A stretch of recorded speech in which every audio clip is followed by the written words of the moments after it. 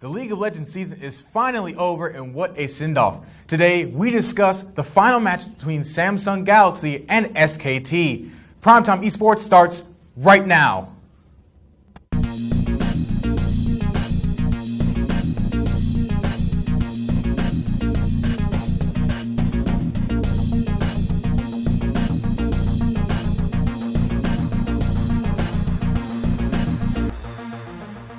Hello gamers and esports enthusiasts, and welcome to another episode of Primetime Esports.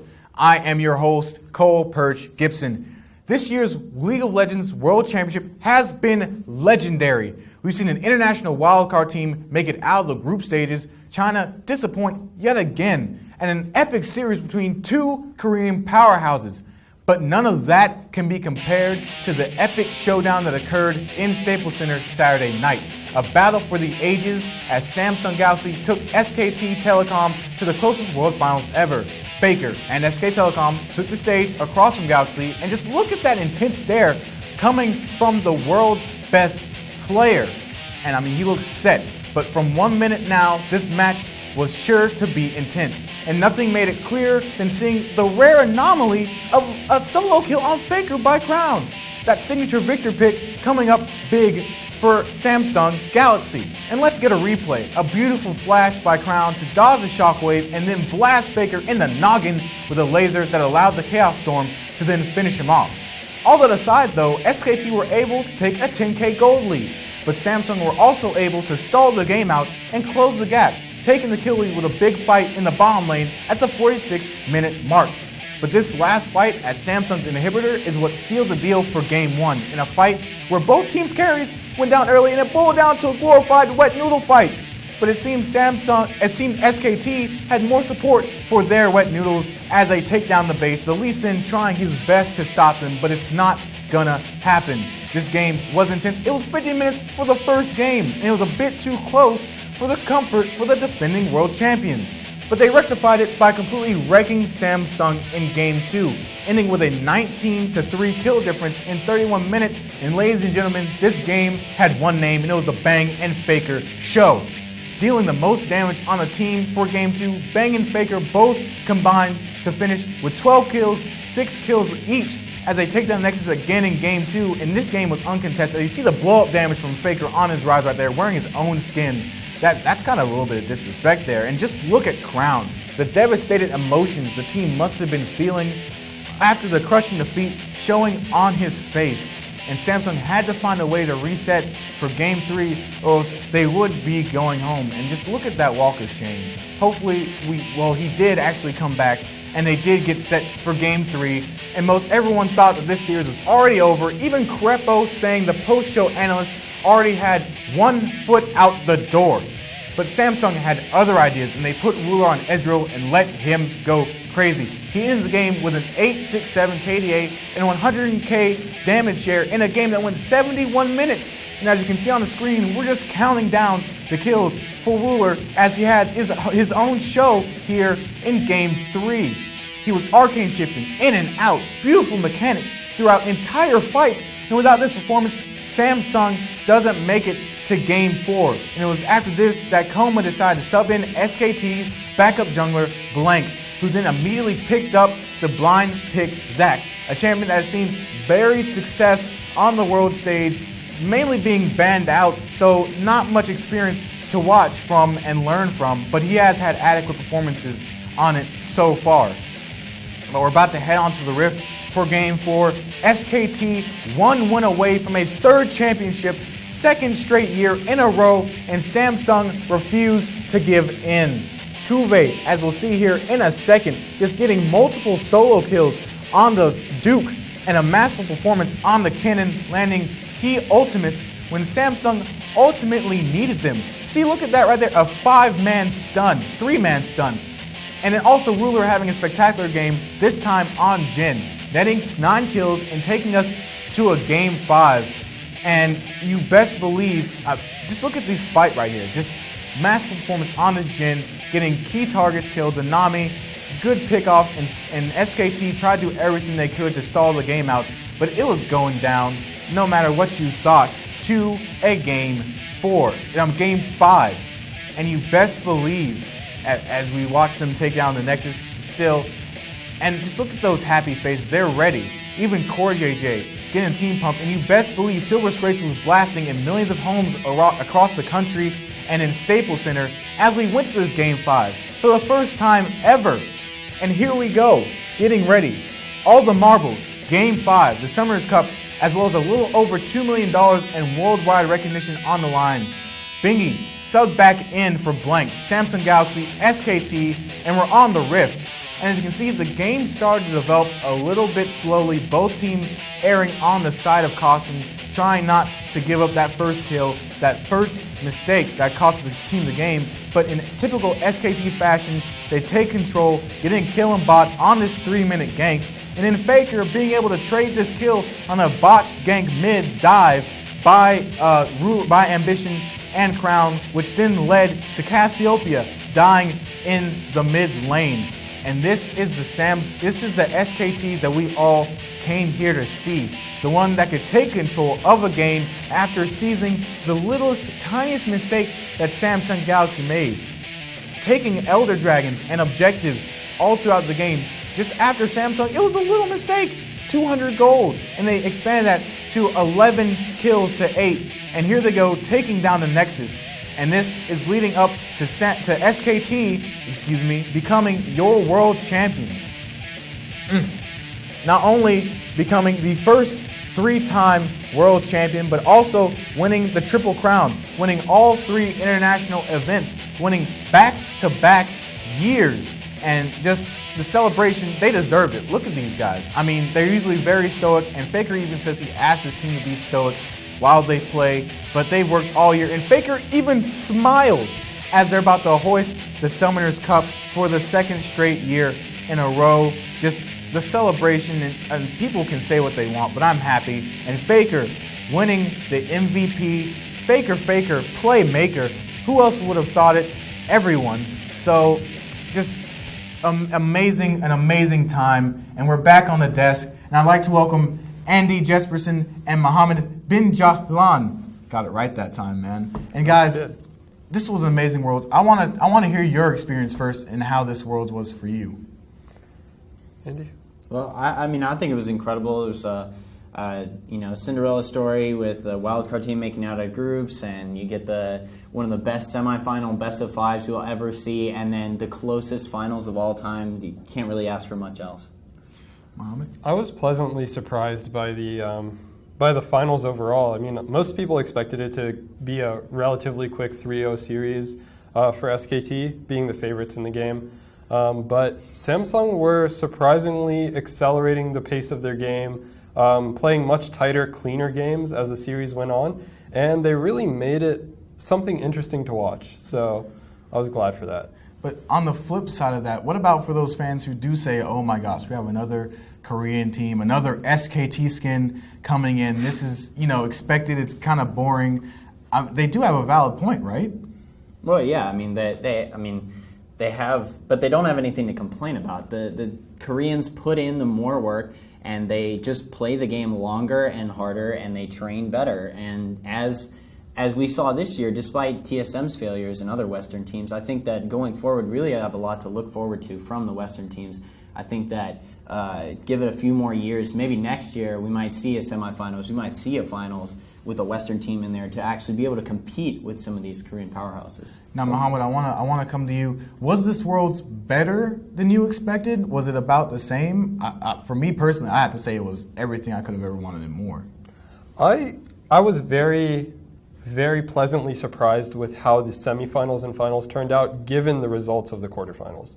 That being said, from the very beginning, it is sort of disappointing because I expected some more NA representation from the quarterfinals going into the semis. That didn't happen, so kind of a little bit lackluster, but as far as individual performance of teams, their ability to make the games entertaining, high level of play, it was all there, and it was all consistent. And Andy, you too, because it could have been worse or average for you. And also, I want to add this also to the back end. How does this compare to Worlds Past? And I'll give you both a chance to answer that last question. Well, compared to Worlds Past, I would say this is this finals is the best one we've ever seen. We've never seen a best of 5 before. And for me, what matters isn't whether or not we have a Western team and a Korean team in the final. For me, it's just, are the two best teams in the finals? And you could argue between whether or not ROX or Samsung were better. But we got to see one of the best semifinals of all time and the only 5-game finals. So for me, what really matters is seeing good quality League of Legends, not seeing an NA or an EU team make it there by pity. Mohammed, how does this compare to you for Worlds Past, man? I agree in some aspects with Andy. I kind of lean more into that romanticized aspect of, seeing your favorite team, seeing your region show up and sort of give the fans in that region something to really root for and give them some excitement in the series, in the semis, quarters, finals, what have you. Compared to last year, I have to say this year was comparatively better for me personally. I feel the games were just of a higher caliber, regardless of what teams played. Like last year, we saw ROX and SKT in the finals. Not too far off from what we had this year. We saw them in the semis instead of the finals. Both were excellent games last year and this year, but this year was much more exciting for me. You're right. Those games were spectacular. And I'm going to direct this next question to Andy. Why do you think SKT was able to take this game home? We saw in Game 4, they looked a little bit tense, and you worried a little bit for the world champions. But was that just kind of like relieving stress on stage and then going back to what SKT does, or what did you see? Well, see, what you usually expect from SKT is a slow-ish Game 1, Game 2 they pick it up, and then Game 3 they just murder their opponents and just. Why that is I think because they have the best coach in the world at drafting, and they also have the largest champion pools. When you look at SKT, they never go into a game either behind because of champions, or usually not even. They're usually ahead because their team comps are so cohesive and they meet multiple win conditions that is very easy for the teams to play. I think that 6th man in Blank or Bengi really allows for them to have this extra flexibility that other teams can't have, and they're really one of the teams that has mastered the idea of a substitute player in League of Legends. Other teams have tried it in various different roles, and it hasn't really worked out quite the same way that SKT's been able to. And I think having that flexibility and that much larger champion pool to pick from really just puts them a level above teams before the game even starts. Mohammed, I'm going to direct the same question to you. So I have to say that for SKT, their draft is really good. Koma is a great, fantastic coach.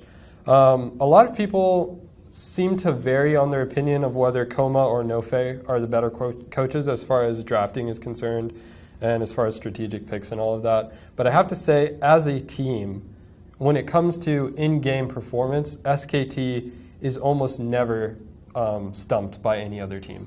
You, of course, have the cliche sort of given that is Faker's performance, which is always above and beyond everyone else. He almost never loses lane, and with such a consistent player in the mid lane, it almost makes it incredibly easier for the other lanes to focus more on their performance. And I think one thing to add to what Mohammed's saying that they do really well is they're the best reactive team in the world. You see people pull off 4 or 5 man's bot lane on SKT, and they trade 2 for 3 in a loss, and they're like, what happened? It's because SKT communicate so well, and they're ready for what you're going to do. They read you before you even know what you're going to do. And you're right, there were several times where a play would happen bot or top for a Samsung, but you'd see Faker taking a mid tower or Bingy counter jungling. And I want to direct this next question to you first, Mohammed. Do you think there were any mistakes that Samsung made that kind of took them out of this game, or was it just SKT's raw prowess that powered them through? I think Samsung definitely could have improved in a lot of aspects in the games. I don't necessarily think they played a perfect game or a perfect series against SKT. But that being said, a lot of the mistakes that they made, many of the other even top-tier teams would still make similar mistakes. It's just that when you're against a team at the caliber of SKT, you can't afford to make mistakes like that all the time. Usually what happens is even if you give them an inch, they'll take a mile. That's how SKT works. So, for example, that bot play, there was a bot play where Samsung sent 4 people bot to tower dive SKT's bot lane, but there was such a quick reaction from Duke and Faker for Duke to TP to the bot lane, and Faker was making his way down using Ghost, that the play almost didn't make any benefit for them. But you can kind of say the same thing for Samsung, because Samsung has shown throughout the tournament and even in the games that they're really good at, even when they get behind, kind of playing a war of attrition, stalling out the game, and then taking those late game team fights. And I think part of that is due to the fact that Crown's main champion is Victor, who's absolutely incredible at stalling out the game on him. He's also just one of the best Victor players in the world. He's going in and solo killing people on Victor, like what? But I, as much as I'm praising SKT, I also want to say that I think Samsung really just let it go the first 2 games. I mean, it was looking like it was going to be a 3-0 stomp until SKT tried to pull off like a 28-ish minute Baron and just gave the game back to Samsung. I mean, if they hadn't handed it to Samsung on a platter, I think that we might have seen a 3-0 and we'd be talking very differently about this series. And also, I want to go a little bit more in depth about Coma's choice, because a lot of people I know that are watching, when he subbed in Blank for Bingy, were kind of wondering, yeah, you lost 1 game, but it's not really Bingy's fault. So why sub in Blank, who has shown that he's not the most consistent jungler? Why would you do that, I honestly think that a lot of the substitution has to do with either playstyle or emotional reset, because when you sub in a new player onto a team, you get this fresh mind, and it, like, not that anyone on SKT was tilting, but when you lose, you experience a certain amount of frustration or disappointment. And when you have this new guy in there saying, okay guys, like, let's do this, let's be active, looking to make his mark on that game and have that impact, I think that really uplifts your team. So not only for an in-game reason, but also an emotional level, I think he might pick the team up. Mohammed, do you believe that the ends justify the means as far as the sub for Blank or Bingy? Do you believe it was necessary, or do you think they could have forgone it until maybe a Game 4 if they lose Game 4, or just continue the entire series with Bingy in? I think there's 2 ways to look at it. I mean, the most taken way to look at Coma's decision as far as subbing in Bingy and Blank, I think that in hindsight, it's easy to look at decisions and sort of criticize them for negative results or maybe not what was expected to happen. But I feel like Coma, for the most part, knows what he's doing. Maybe it was a poor performance on the player's part, but I don't necessarily think that the decision of subbing in was an error on his part. And if you look at SKT throughout this year as well, they've also been more successful, so to speak, with Blank. So I don't think by any means Blank was what pulled the team down. I mean, obviously you saw in that Zac game some lack of cohesion and just general teamwork. That play where he flies in as Zac and towards the red buff and the rest of the team's backing away. You got to wonder what's going on in team comms there, but I think more so that's just going to be stage pressure than anything. So I wouldn't blame the Blank substitution. And then final question for you guys, just about the decision to name Faker MVP. And a lot of people would have said that, it's kind of default because he is the world's best player. But do you believe that he really deserved the MVP? Do you think it might have gone to Bingy or maybe Duke, who showed some presence until that game where he lost to Kuve's Kennen, showed a lot of good presence in the top lane. And also Bang had a lot of good kills as AD carry as well. Mohammed, I'm going to let you go first on this one. So I think that as far as naming an MVP, I mean, Riot really just decided to try to sort of diversify their picks as far as who they favor as MVP of the year. You saw that in their top 20 list, having Smeb as ranked #1 over Faker. So I don't necessarily think there's a bias for Faker. If anything, I think there's a bias against him for being such a consistently good player over the years. So with that being said, there's a lot of aspects of the game that you can't really see benefits SKT as far as having Faker in the mid lane. One, the name presence, you have Faker there, the team usually focuses him. So whoever are his teammates have a much easier time, sort of have less pressure on them. Not only that, but his stats are out of this world. He's always has a high KDA. higher gold percentage, and usually takes his opponent's mid tower first. And then the most important aspect, his team is winning. To be considered MVP, at least by Riot standards, your team has to win. So you're saying that the intangibles kind of outweigh, even though his tangibles are great, the intangibles outweigh the tangibles. Andy, I'm going to give you a chance to answer. So I actually disagree with Mohammed. I think that, first off, when you're on a winning team in League of Legends, it's much easier to look like a good player than when you're on a bad team. When your team is ahead, 10,000 gold, it's easy to pile up damage, it's easy to get kills. When your jungler is destroying people, I think it's obviously going to be easier for you to kill mid tower first, and when your bot lane's making proactive plays. That being said, I don't think that any of that should be held against Faker. He is incredible, but I do think that when he declares himself the best player in the world, and when so many other people do that, I think that you need to hold him to a higher standard. When you see him make those mistakes, I think you need to say, well, if you're going to be consistently known as the king, you can't really do that. So if it was me, I would say it's a debate between Faker or Bengi. If it was the semifinals, I think it's Bengi by a long shot. But in the finals, I think you could really go either way. I mean, Faker, at the end of the day, played incredibly. But if we're nitpicking, I could see an argument for Bengi. And I understand your point as far as best player when you get solo killed by, even though Crown's Victor is good, and it was more of Faker's aggression than it was Crown's aggression that led to that solo kill. It comes into question whether you truly deserve the MVP. But that's going to wrap our show up today. I want to thank all of you for joining us. I want to thank Andy and Mohammed for joining me as well. This has been PrimeTime Esports. See you next week.